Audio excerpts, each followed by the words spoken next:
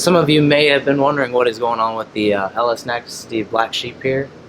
I like nasty. Cut, restart. So today we're going to go over a little bit of converter. We're making some converter changes for the 2021 season. Hopefully apply more power to the ground. We're going to make some shock changes too in the back. We're going to pull the shocks off, send them back to Mincer, get them a little bit of adjustment. We're going to get our stuff over here to Joe. That way he can put a little fresh spit shine on her. We're going to go over here and talk about this converter today. All right, so here with our converter, it's actually it was originally a Pro Torque converter, and then Cameron redid it and made a stator change for us because when we originally got the car, obviously it had a Hemi, and now it does not have a Hemi, it's got an LS. So what we're doing is we're just making a little stator change. The overall slip, I know when a lot of people talk about converters, they just talk about like slip and what percentage it is, and you can do it with drive shaft speed ratio versus engine RPM. You can drive shaft speed and engine RPM. You can calculate how much converter slip is. I think a lot of people get hooked on just like what it is up top, and they don't pay attention to where it is all the way throughout the run. So we had a pretty good acceptable converter slip. I think we were like 2 or 3% out the big end. So for a non-lockup, means there's no clutches in the converter to actually lock it up 1-to-1 with engine RPM. It was good. I mean, 2 or 3%, no complaints there. Where we started having issues when we tried to apply more power down low, we're trying to get after it in the 60 foot. We would apply more power. You'd see it a little bit in the 60 foot, but really from the 60 foot to the 330, we couldn't get it to pick up. We were applying more power, had more boost, had more RPM, everything was there, but the car was not going faster to the 330. We were kind of like capped off at that like 280 flat to the 330.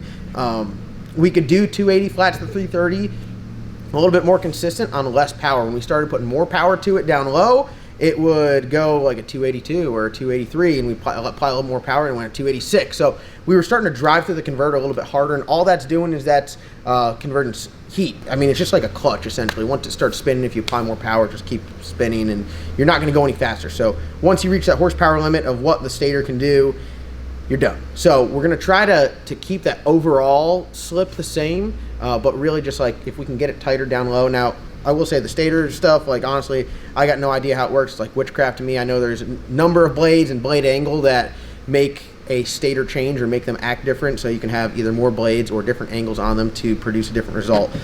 But what we're going to do is, this is a bolt together converter. So as you can see, Logan already took all the nuts off there. So this is, I don't know what like spec this is from Pro Torque, but it's a 10-inch converter.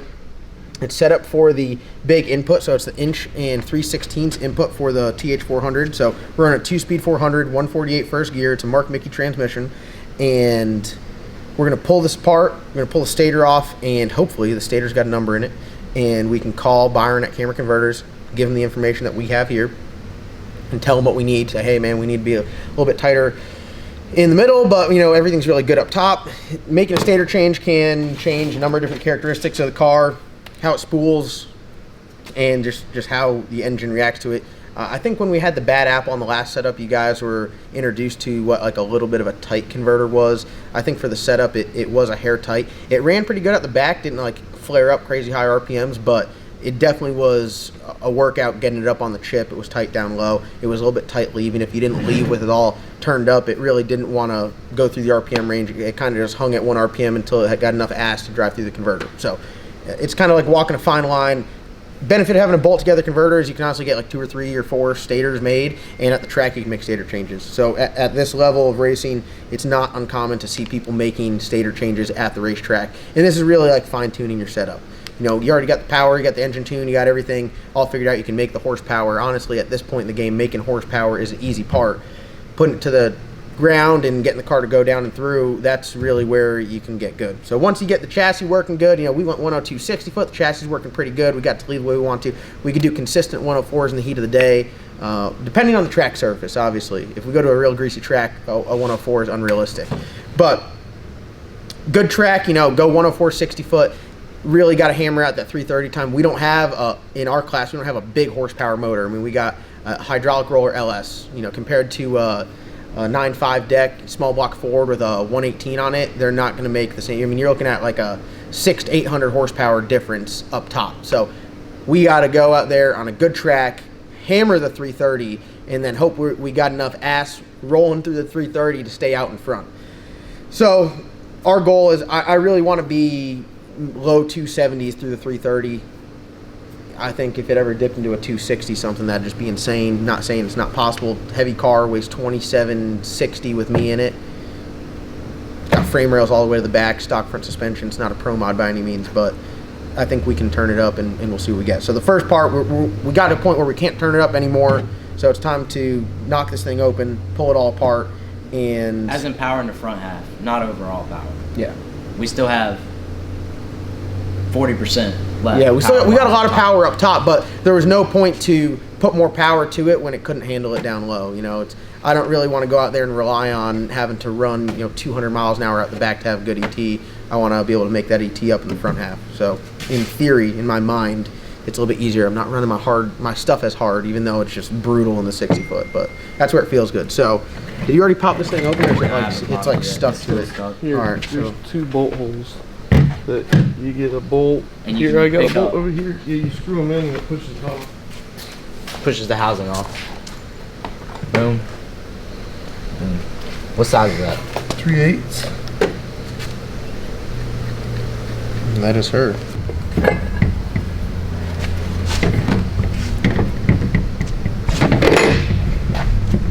There it is. God, it smells. There should be a shim on the back side. It stayed in there. This guy right here. Now the real question is, where is the number? So this is what the inside of a converter looks like. As you can tell, it's just witchcraft. Yeah. There's the sprag. Right here. Oh. It's got a diode in it. See, it locks. Oh, those teeth are cut. I don't think they stamped any numbers in it. It should be on the blade. I'm looking to see which one. Get a Milwaukee light out It's here. on the outside perimeter. God.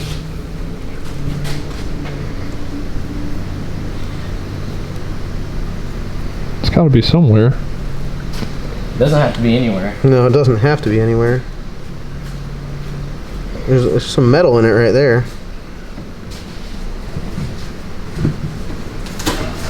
The fluid actually doesn't look terrible. No, it's still good. Like, it looks clear still.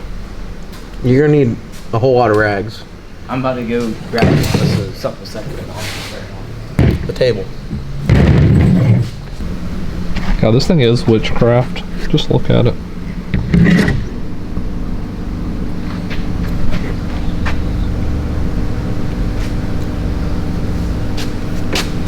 We're still here self-diagnosing the converter. Can't find a number on the stator. You know, someone's at home like, you guys are a bunch of idiots, you all know what you're doing. And I'm just like, listen, man, I just want my stator a little bit tighter. I just want my converter a little bit tighter between the 60 foot and 330, so I know what I want. Just give me what I want.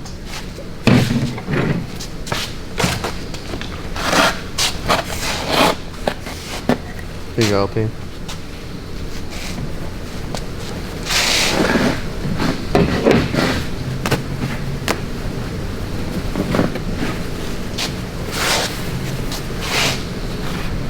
Just think about this. Something like this is in all of your automatic cars that you guys are driving. Unless you got some twin disc nonsense going on.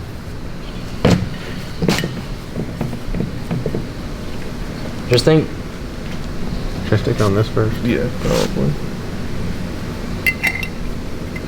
There you go.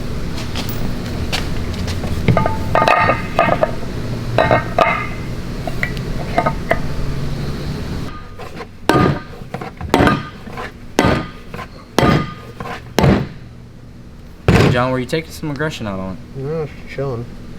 Every guy that builds converters in his backyard, or his cousin Timmy builds converters, is probably like pissed. Oh God, you hit that thing with a hammer? Who cares? Wait, Timmy built a converter? Your neighbor Timmy down the road who builds your Power Glide? It's the way of the road. I said I wanted to be racing a whole lot this year. I got to get the weather right before we can go racing. So we're trying to get the car right, motor's not TKM, get the transmission freshened up, get the converter tightened up a little bit so when the weather breaks, we're ready to go. So early February, looking to do some testing stuff. So we're trying to get all our ducks in a row now. So I'm going to have to do some research. Hopefully I don't have to drive all the way down to South Carolina to drop a stator off, to come back, to then go back to pick up a stator. Hopefully if I do have to go down there, I can do it on one shot.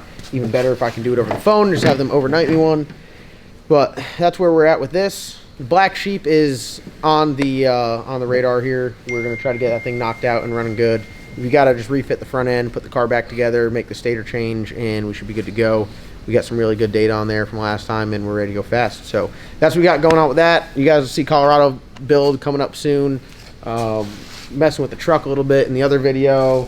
LT motor info coming shortly, and we're firing on all cylinders here. So it should be good. Thank you guys so much for watching. Like always, comment, like, subscribe. If